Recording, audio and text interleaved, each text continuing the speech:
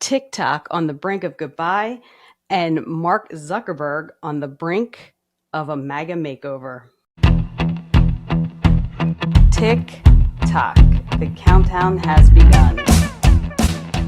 I want to start this episode by talking about TikTok and whether or not it's going to survive if it is not purchased by an American company.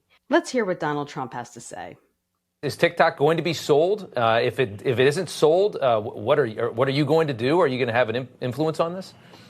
Well, they're waiting to see what happens in the Supreme Court, Rob, as you know. Yeah. And so we'll see what happens there. That's going to have a big influence on whatever's going to happen. But we'll see. Nobody really knows what that's going to be. And I will make a decision. I must say, I was on TikTok for the election, and I won the young people by 36 points. No Republicans ever won the young people, but we won young people. And I think that's a big credit to TikTok. So I had a very good experience with TikTok. I know. The app's great. It's who owns it and what they do with the information, I guess, is the scary part, right? There's a little truth to that, yes. Yeah.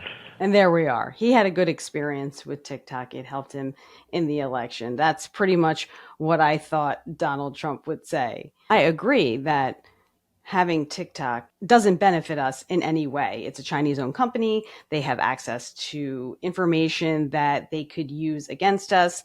And of course, just the overall argument that social media is a cesspool and is rotting everyone's brains. But I love how the solution is having an American company purchase TikTok. American-owned social media platforms are not the safest space for people either, especially while we have Mark Zuckerberg, owner of Meta, Facebook, Instagram, talking about how our own government was involved in controlling and censoring information on social media. The claim that, this guy, he was really a free speech guy, which I don't believe for one second. But why did Miranda Devine ask today, why did he stay quiet when the landmark censorship case, Missouri versus Biden, now Murphy versus Missouri, was being heard by the Supreme Court? He only started talking when he was subpoenaed by Congress. This guy is an opportunist. Yeah, I think he's a puppet, and he's not very self-aware for someone who is a public figure who acts like no one can remember what he said before. And this is the same guy who said that he wasn't censoring anything to admitting that he was censoring things via the American government. It kind of makes sense, though. The pioneer of social media is clueless when it comes to the way he presents himself, right? Like, you don't have to present yourself in any way when it comes to social media, because all you have to do is type and hit send and comment, and you can communicate with emojis, right? But when you actually have to speak and communicate, your body language, your facial expressions come into play. So while he was in a dark room at Harvard University inventing Facebook, or taking all the credit for inventing Facebook, he lacked actual social interactions that would make him more relatable, make him more believable. I don't trust Zuckerberg. Musk had skin in the game. He came out for free speech when it was really, really controversial. Did this way before the election. Now Trump won. All of a sudden, this guy's on Rogan saying, "Oh, Biden bullied me. I didn't want to do anything." They were hiring guys from the Biden administration to sit on their board and be on their office headquarters to work with the feds to make sure all this stuff got censored.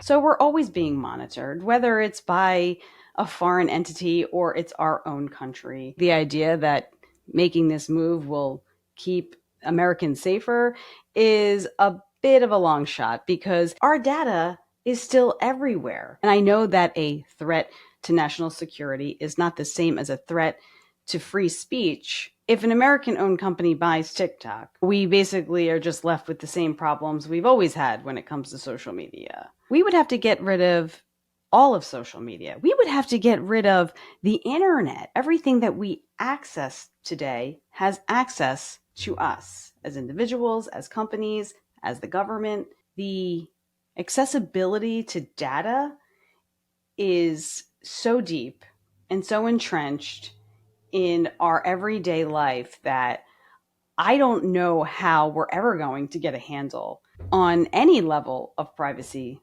that we had prior to the internet. I mean, I remember signing the back of my credit cards as a security measure. I remember ripping up receipts that had my signature on it. That's that's the world that I come from. We are so far beyond someone forging a signature, and now you don't even need an actual credit card. I scoff at the idea of needing a credit card to get something from a store. Just bring a hammer or a bat. There's your modern day credit card right there. All you have to do is walk into a store, smash, grab, and you don't need an ID for that. You're better off without an ID. That's why all the smash and grabbers wear masks. We are so far gone when it comes to security. You have to enter your information into everything all the time online. Financial apps, store apps, game apps, dating apps. We have phones that scan our face as the password. I'm telling you, we are already in the trenches. Our phones listen to our conversations. We get direct marketing for products that are spoken about near a phone. You don't even have to be on your phone and talking about something in order to receive an ad for something you may have mentioned while your phone was near you. We are so far gone when it comes to big tech, big brother, and the accessibility of our own personal data that, removing TikTok to prevent further threat to our national security is like the equivalent of putting Gavin Newsom in charge of preventing wildfires.